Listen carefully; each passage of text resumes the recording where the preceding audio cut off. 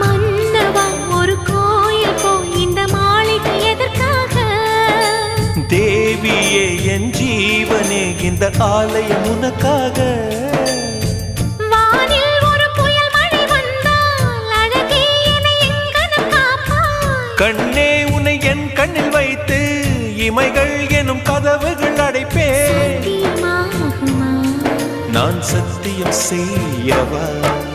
தொடு தொடுவெனவே வானவில் என்னை தூரத்தில் அழைக்கின்ற நேரம். Uva,